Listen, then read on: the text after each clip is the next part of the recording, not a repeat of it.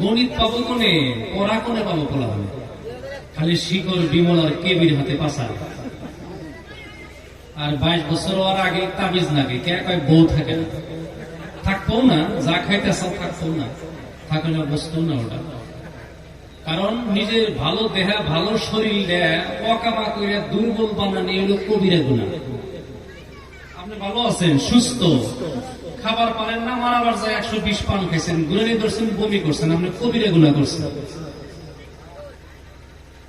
ইসলাম কত সুন্দর ধর্ম, কথা বুঝতেছি। ভালো শরীরে কেন নষ্ট করার দরকার? 15 বছরের পোলাপান হবাই একটা ফুল ধরছে গাছের পাতার মধ্যে, হবাই ফুল, শিকড় আর কেমের বিমল খাইতে খাইতে শেষ, লাঞ্চ শেষ। 30 বছর আগে বুড়ো হবো, সইকে দেখবো না, চশমায়ও কাম হবো না। নবপ্রজন্ম,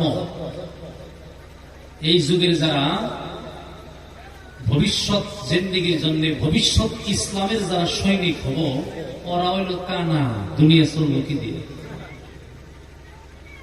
এই যুগের পোলাহান 15 বছরের, 16 বছরের পোলাহান 30 বছর বয়সে বুড়ো হবো, দেখবেন বাইসা থাকেন। 3টা লোক শোনব, কথা কন কয়টা? চোখ যাবো গা, কান যাবো গা, যৌবন শক্তি শেষ হয়ে যাবে। এই অখাদ্য, এই শিকড় বিমল কেবি আরো জানি কি কি আছে, ব্যক্তির নাম আমি জানি না। এরপরের দরজা শিকড় খাইতে ভালোই লাগে, মাথাটা ঝিমঝিম ঝিমঝিম করে। তারপরে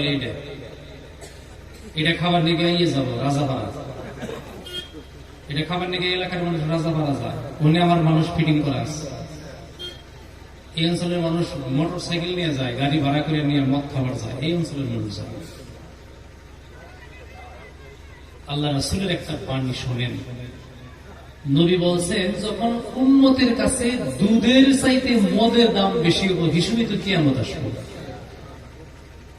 বাজারে দুধ কিনবার গেতে কোনদিন তেল সাবান ভালো কাপড় পিন্দা টাইট ফিট করে যাই কি কোনদিন মাসে দুধ কিনবার যাইতে, কিন্তু মদ খাবার নিয়ে কেউ দুধ ধরা যায়, বকো যায়, দামি দামি কাপড় নিয়ে তেল 1 কেজি ভরাইয়া ভালো জ্যাকেট পিন্দা, জুতা পিন্দা, মোজা পিন্দা, সুন্দর করে বাসনা টাসনা লাগাইয়া যায়। তেলে ওর কাছে দুধের থেকে মদের দাম বেশি হয়েছে না? নাই।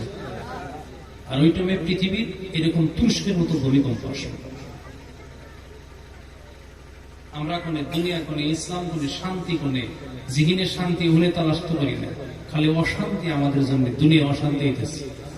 ছোট ছোট পোলাপান এই যে বিল্ডিং এর তলে থেকে বাইরে করতেছে, এটা অগর্ত পাপ না, আপনার আমার পাপের জন্য ওরা ভুগতেছে। বুজুর্গ দোস্ত,